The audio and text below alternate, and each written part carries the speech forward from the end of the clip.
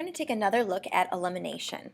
So you want to use elimination when you have a system of equations, two equations, when the variables x and y, or whatever the variables are on the same side. So here are the steps. Stack the equations with corresponding variables lined up, with the x's on top of the x's, the y's on top of the y's. Step 2, manipulate your equations so one variable drops out. Then you can add your equations together, and one should drop out, one variable should drop out. Solve for the first variable.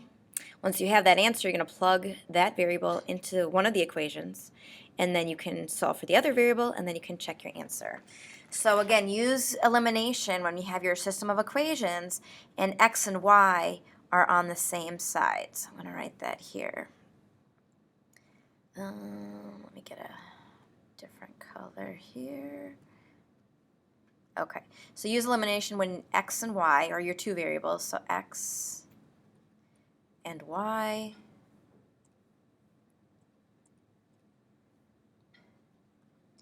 are on the same side.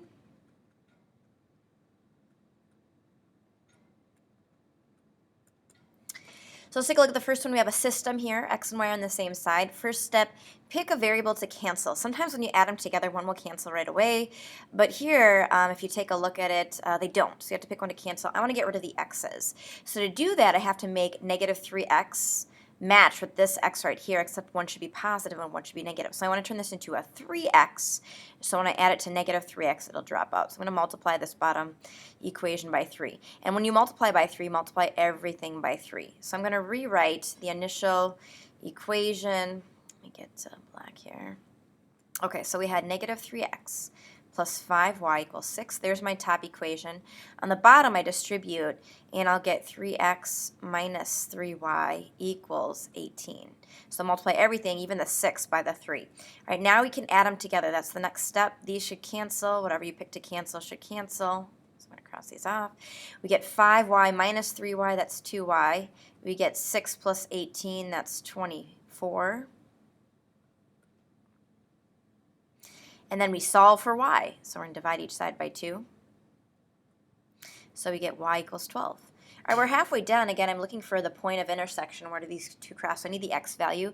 So the next step is you pick one of the equations, one of the original. Doesn't matter which one. So I'm going to pick the bottom one and plug in x minus 12. So I'm going to plug in y is 12 equals 6. Solve for x. I'm going to add 12 to each side. So we get x equals 18. So these two lines, they do cross at the point 18, 12. How do you check? Well, you could graph it, but to graph it, you'd have to get y by itself in each equation. Otherwise, we can plug into the other equation we didn't use. So I'm going to plug in right here, negative 3x, x is 18, plus 5 times the y value, which is 12. Check, does that equal 6? So let's check here. Let me open up Scratchpad. Okay, so again, I'm just plugging in x and y, negative 3 times 18 plus 5 times 12, and this should equal 6 if we're right, and it does. So you can check your answer by plugging in and making sure both sides are equal. So this does work. Okay, let's try. What does the solution mean? It means our two lines cross, and they cross at the point 18, 12.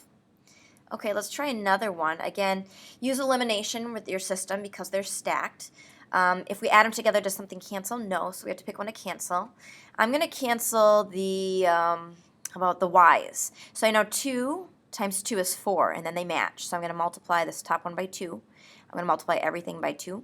I'm going to get 6x plus 4y equals 24. The bottom one I can keep the same, so I'll get negative 6x minus 4y equals negative 24. Now when you add them together, look at what happens. This cancels, but so does everything. Everything cancels. And when you get 0 equals 0, what it means is the lines are identical. So this solution means they're the same line or identical lines, which means they cross everywhere. Again, we're looking for the point of intersection. Where do they cross?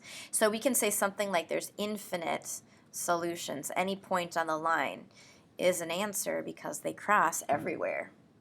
So when you get 0 equals 0, tell me it's the same line or identical lines. They cross everywhere. Okay, let's look at the last case right here.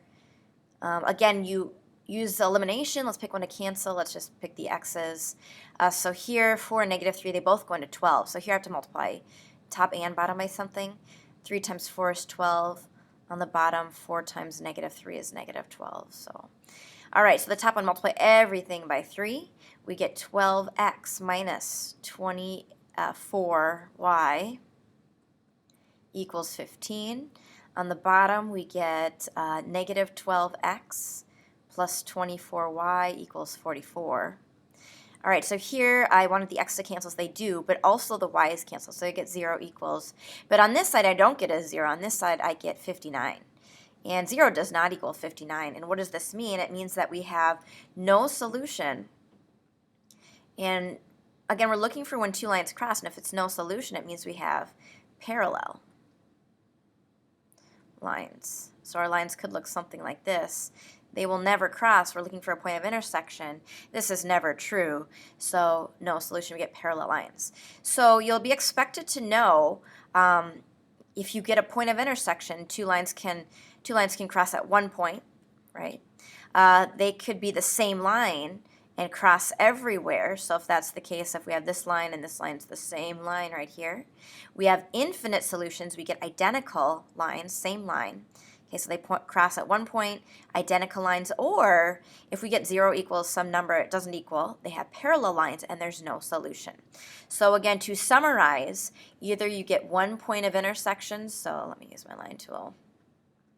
So you can get one point of intersection, it can be the same line, or you can have parallel lines. So this will be one point, this will be same line, and this will be parallel lines, which means no solution. Oh, parallel lines, I should write. Okay, so one point, you will get that point, x, y. Same line, you'll get 0 equals 0. Parallel lines, you'll get 0 is not equal to some number here. So we're just going to practice this more elimination, and we'll spend one more day on this tomorrow.